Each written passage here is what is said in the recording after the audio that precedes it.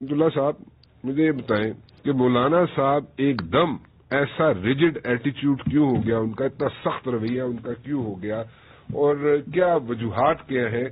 کچھ وجوہات تو ہم بار بار سنتے بھی آئے ہیں، دیکھتے بھی آئے ہیں، ٹی وی پہ بھی، اخبارات میں بھی پڑھتے رہے ہیں، جلسے جلوسوں میں بھی پڑھتے رہے ہیں، لیکن ایسا کیا ہو گیا جو مولانا صاحب کہتے ہیں جناب کہ ہم وہ سب کچھ وہی کریں گے جو ہم نے سوچا ہوا ہے اور اس پیچھے نہیں ہٹیں گے؟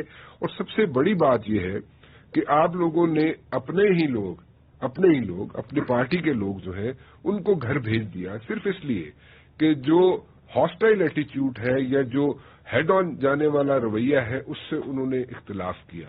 کیا وجوہات ہیں؟ ایک دم اینٹی اسٹیبلشمنٹ سٹینس مولانا صاحب کا کبھی میں نے دیکھا نہیں ہے، مجھے 28-29 سال ہو گئے جرنلزم کرتے ہوئے، پہلی دفعہ کیوں ہوا ہے؟ بسم اللہ الرحمن الرحیم۔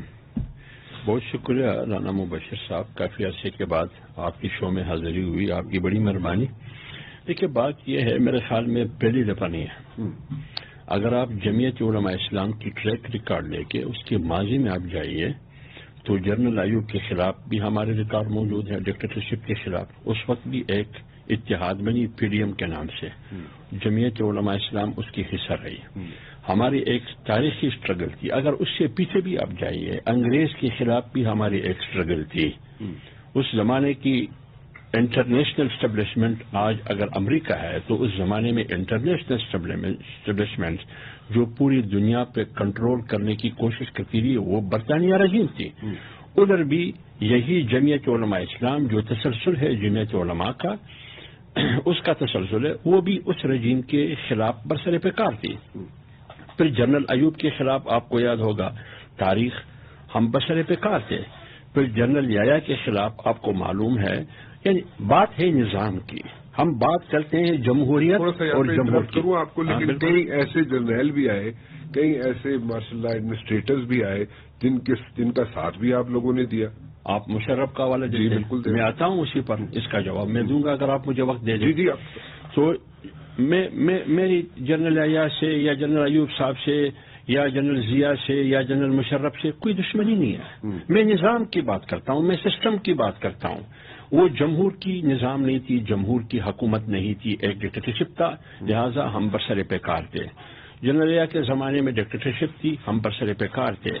انتخابات ہوئے، پھر آپ کو یاد ہوگا جب 76 اور 77 کی نوبت آئی، ادھر بھی ہم برسر پیکار تھے۔ پھر آپ کو یاد ہوگا جب جنرل ضیاء آئے، جنرل ضیاء MRD بنی، جمعیت علماء اسلام اسٹرگل تھی، ایک رجیم ایک ڈکٹیٹرشپ کے خلاف، کیونکہ وہ جمہور کی حکمرانی نہیں تھی۔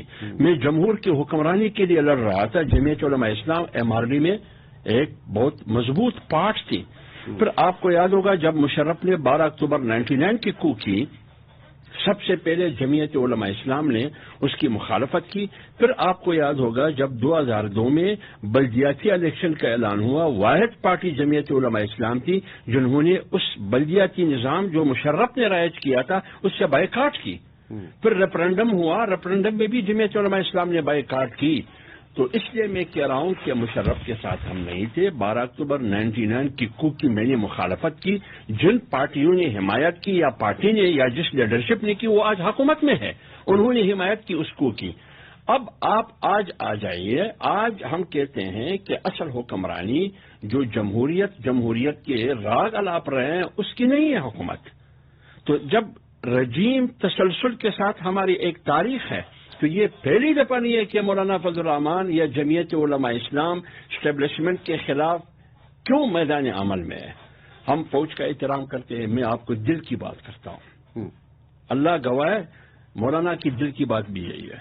ہم فوج کا احترام کرتے ہیں، ادارے کا احترام کرتے ہیں، اس کی جدوجہد اس کی اسٹرگل کا احترام کرتے ہیں، مطلب میں کیا کہوں اس کا۔ لیکن ایک بات ہے، ایک 73 کا آئین ہے، اس آئین میں میرے اختیارات بھی معلوم ہیں، اس آئین میں آپ کے اختیارات بھی معلوم ہیں، اس آئین میں پارلیمنٹ کے اختیارات بھی ہے، اس آئین میں عدلیہ کے اختیارات بھی ہے، اس آئین میں ایگزیکٹو کے اختیارات بھی ہے، اس آئین میں اسٹیبلشمنٹ کے اختیارات بھی معلوم ہے۔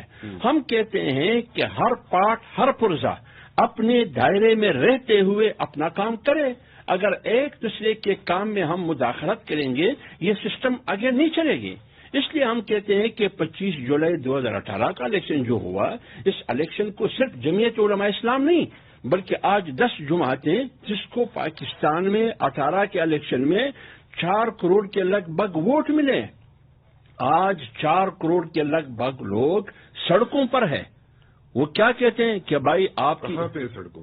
یہ جو آپ لکھ رہے پی ڈی ایم کی صورت میں. اچھا.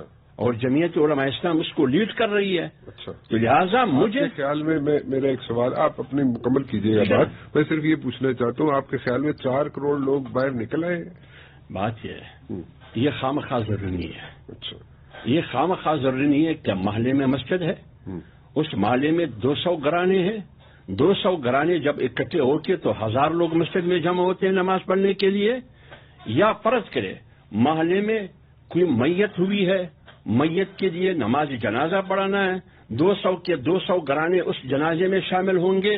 یہ ضروری نہیں ہے. اس نماز جنازے میں اگر 200 گھرانوں میں سے 50 گھرانے شامل ہو جائے اور 150 نہ ہو تو بھی ان کا حق ادا ہو جاتا ہے جو حاضر نہیں ہے. لہذا پی ڈی ایم کی قیادت سارے کے سارے ایک سیاسی حکومت کی خاتمے اس کی جنازے کی تیاری میں ہے. لہذا ہم نہیں چاہتے ہیں کہ ایک ایسی حکومت جو زبردستی مسلط کی گئی ہے، جبرن مسلط کی گئی ہے داندلی کے ذریعے، ایک ایسے مینڈیٹ کے ذریعے جو اقلیت ہے اکثریت میں تبدیل کر کے اس کو ہم تسلیم ہی نہیں کرتے. ایک منٹ تھوڑا سا میں یہاں پہ روکوں گا آپ کو. اگر آپ اس حکومت کو تسلیم نہیں کرتے ہیں تو 2.5 سال آپ کیوں بیٹھے رہے اسمبلیوں میں؟ آپ کی لیڈرشپ کی جو فیملیز ہیں وہ بھی بیٹھی رہی اسمبلیز میں، کیوں؟ آپ نے جو سوال کیا اس سے میں ڈرائی نہیں کرتا ہوں. ٹھیک، آپ کی سوال حق بجانب ہے، لیکن میں کیوں بیٹھا ہوں؟ میں نے جمعیت علماء اسلام نے اور میری قیادت مولانا صاحب نے سب سے پہلے یہ کہا کہ اس اسمبلی میں نہیں جانا چاہیے. لیکن میں آ رہا ہوں اسی پر. اس لیے ہم گئے کہ یہ جو آج پی ڈی ایم ہے یہ تمام پارٹیاں بیٹھ کے 48 گھنٹے کے اندر اپنا موقف اور اس پر بجد رہے کہ بابا نہیں جانا چاہیے. لیکن تمام پارٹیوں نے یہ کہا کہ نہیں، بالخصوص پی ایم ایل این اور پی پی کہ نہیں، ہم نے اندر بھی لڑائی کرنی ہے جمہوریت کے لیے، پارلیمنٹ کی سپریمیسی کے لیے، عوام کی حکمرانی کے لیے، قانون کی حکمرانی کے لیے اور پارلیمنٹ سے باہر بھی. لہذا آپ ہماری ریکویسٹ کو تسلیم کر کے آپ نے اندر جانا ہے. ہم نے اس کی رائے کا احترام کرتے ہوئے ہم اندر گئے. جب آپ اندر جاتے تو اندر آپ کو ہر فورم پر لڑنا ہوگا. اس لیے ہم نے صدارتی الیکشن بھی لڑی، اس لیے ہم نے ڈپٹی اسپیکر کی الیکشن بھی لڑی. یہ صرف جمعیت علماء اسلام کا فیصلہ نہیں تھا، آج جو پی ڈی ایم میں شامل جماعتیں ان سب کا متفقہ فیصلہ تھا. کیونکہ جب پارلیمنٹ میں ہم جائیں گے تو ہم تو وہاں پکوڑے کے لیے نہیں جائیں گے، ہم اسٹرگل کرنی ہے. تو وہ اسٹرگل اندر بھی کی اور باہر بھی کر رہے ہیں. اچھا ٹھیک ہے، بڑی اچھی بات ہے. آپ اندر بھی اسٹرگل کریں گے، باہر بھی اسٹرگل کریں گے. میں پھر وہی سوال کروں گا. آپ نے بات میرے وقت جواب دیا، لیکن میں تھوڑا سا چاہوں گا مزید اس پہ آپ روشنی ڈال دیں. مولانا فضل الرحمان صاحب کے گھر سے بھی تو کچھ لوگ بیٹھے ہوئے نا اسمبلیز میں. اگر یہ اسمبلیز صحیح نہیں ہے اور عمران خان کی حکومت صحیح نہیں ہے تو پھر ان لوگوں کو چاہیے کہ وہ سب سے پہلے ریزائن دے دیں. ایسا نہیں ہے، ہونا چاہیے نا. میری بات سے جی، آپ کی بات بالکل صحیح ہے. میں نے کہا ہم تو ریزائن دینے کے لیے ہم تو جانے کے لیے بھی تیار ہی نہیں تھے. ٹھیک، ہم تو حلف لینے کے لیے بھی تیار نہیں تھے. آج اگر کوشش ہم یہ کرتے ہیں کہ فیصلہ ہو، آج پی ڈی ایم بنی ہے، فیصلہ ہو تو متفقہ ہو، کنسنسس سے ہو، مشاورت سے ہو. ہماری کوشش آج بھی یہی ہے کہ آج ہی استعفیٰ دے دیں. لیکن ہم ٹائم کو دیکھتے ہیں کہ کہاں میرا استعفیٰ مؤثر ہوتا ہے، کہاں میرا استعفیٰ. یہ میں وہ لفظ استعمال نہیں کروں گا خودکش کا کہ یہ حملہ ہم اس وقت کریں گے کہ بجائے اس کے کہ میں اپنے آپ کو ڈیمیج کر دوں، میں استعفیٰ دوں گا. ایک سسٹم سے نکل رہا ہوں تو میں حکومت کو ڈیمیج کرنے کے لیے استعفیٰ دے رہا ہوں. آ رہے ہیں آپ؟ بالکل آ رہا ہوں. کب آ رہے ہیں؟ یہ 31 جنوری کے بعد 31 جنوری تک ہم نے حکومت کو کہا ہے کہ آپ نے جانا ہے. اگر آپ نہیں جائیں گے تو ہمارا جو استعفوں کا آپشن ہے اور ہمارے لانگ مارچ کا آپشن ہے، جتنی بھی آپشن ہے، 31 جنوری کے بعد بیٹھک ہوگی، اس میں ہم عمل طے کر کے قوم کو بتائیں گے. اوکے، ایک چھوٹی سی بریک لے لوں جی، واپس آتا ہوں. تو سینیٹر فیصل جاوید صاحب، آپ کے پاس ہوگا فلور، آپ ذرا جواب دیجیے گا.